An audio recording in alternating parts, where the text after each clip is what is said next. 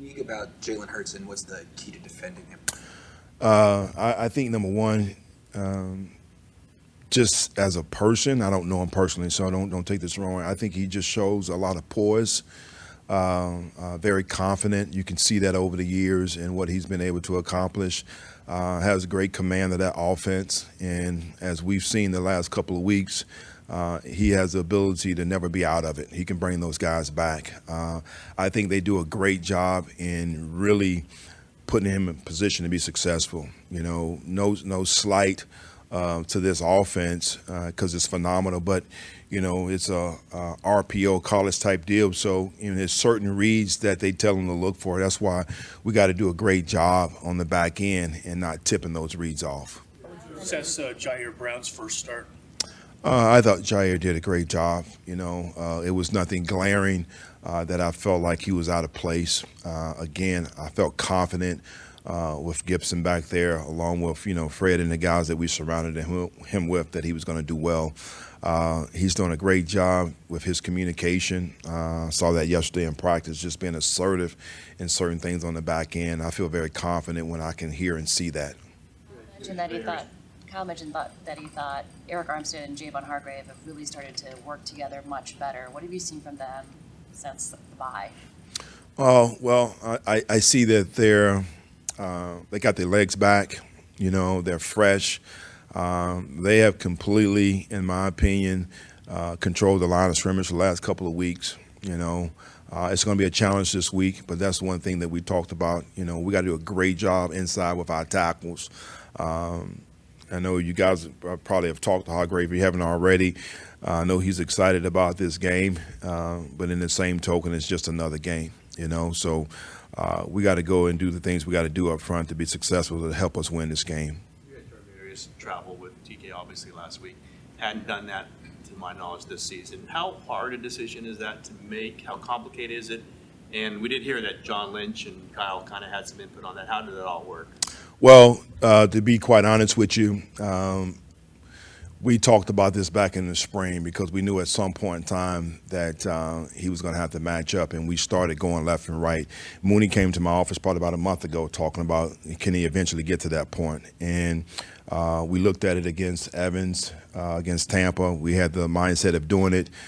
We talked a lot of part of the week, and they felt more comfortable staying left and right. That was our mindset going into it. When I first got here, watching cut-ups, and that was one of the things that jumped out to me was his complete domination of DK when they matched up. So that was something that we wanted to do all week, and I think it was just a conversation, a miscue in what we wanted. He went out, and got it done. So I think he's fine, and we'll see exactly where he is this week for us matching up. What's your philosophy on having a spy against a running quarterback? Is that anything that you've done in the past? Oh yeah, I'm trying to advocate for 12 this week, but I didn't get that rule passed. But yeah, I think anytime that Kyler Murray, Lamar Jackson, Jalen Hurts, you better have someone that's allocated for him, because at any point in time he can win with his feet and make things happen. The great thing about him, he's not looking to run. He can, escape, but his eyes will stay downfield, and he's still trying to put the ball in the air. Elaborate on Mooney just getting to the point. What did you want to see from him to get to the point where he's following a receiver? It's not really anything I wanted to see. I just feel like he's one of our better cover guys. That's the reason why we paid him. That's the reason why he came here, and he has stepped up to that responsibility. And for him, like I said before, a month ago, to come and ask me for that, it just shows me where he is and what he wants to do. So I'm looking forward to, once again, as we progress and move forward, to see exactly what teams, is it this week or moving forward, that he would match up again. What makes AJ Brown such a handful? What makes AJ Brown such a handful?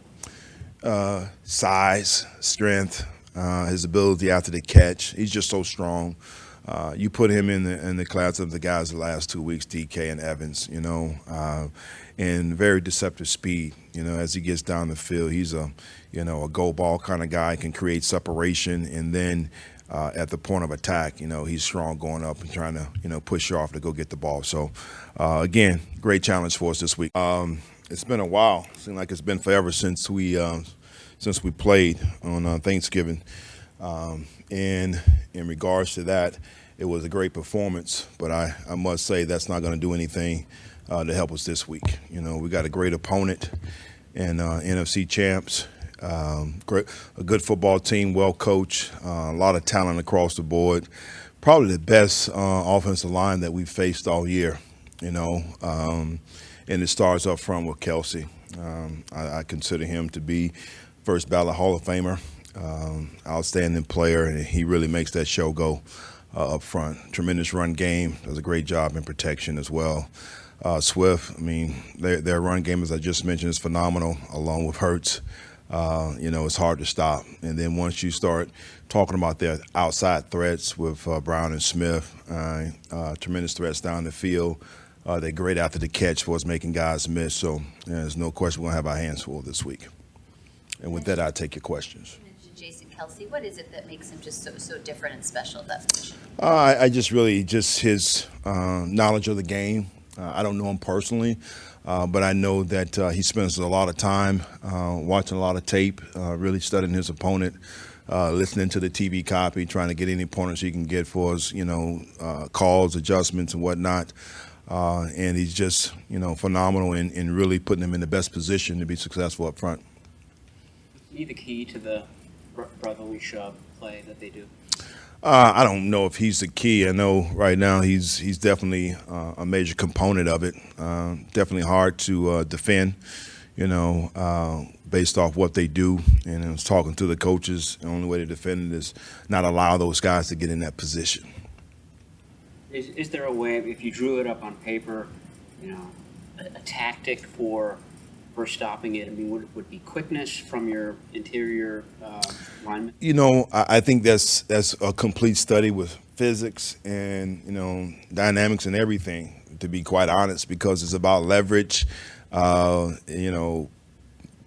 and whatnot. They have leverage, they push and they shove in. So I think it's real tough right here to limit that for us 1 yard. I know it's funny, but you can't allow them to get in that situation. We got to try to find a way to win on first and second down. They operate off, I think he said, 1st and 8 for them, because it's automatic. They're going forward on 4th down if it's 4th and 1, 4th and 2. Because of that, knowing that if you get them in 4th and 1 or 4th and 2, they might still be going for it. You have to approach 3rd down. Well, I feel like anytime we can get them in the fourth down, it's still encouraging. We still have an opportunity, regardless that we know that they're going for it. So it's something that we've talked about as a staff. It's something that we definitely have worked on. So I'm not going to concede that we can't stop it. We're going to be prepared and ready for it. With the Amador, how has he kind of grasped the challenge of going back and forth between slot and outside, and what's made him so successful to us? Well, I just think, his ability, number one, going back in the spring, is just, number one, showing us that he wants to do it and has put the time and the effort in. A lot of things that I know you guys don't see. He spends a lot of time with Coach Daniel Bullock, extra meetings coming in and just really wanting to understand all the nuances of that inside nickel position. He's done a tremendous job with his run fits. That was one of the things that we wanted to make sure that he improved on from the spring. His ability to cover and play out in space. He's one of the best guys that we have that can do that. So, but in the run game, he's a linebacker, and that's where he's improved. You got 5 really talented young defensive backs. How do you prepare them for this stage and this environment? Can you talk more about it this week? It's a cliche, and it's funny. I just finished talking to the guys about it. We can't allow it to get in the way, whatever that it may be. I know it was snowing earlier this week. Could be snowing or raining this weekend. You can't make any excuses. The environment there is hostile, the crowd. They got great fans. That can't be an excuse. I feel like our players has rose to the occasion each and every time, particularly Mooney. Those guys, Ambry has stepped up. Seattle's a very tough place to play as well. And I thought those guys handled that environment well. So it's not really about them. It's about keeping the focus on us and going to do what we need to do to win this football game.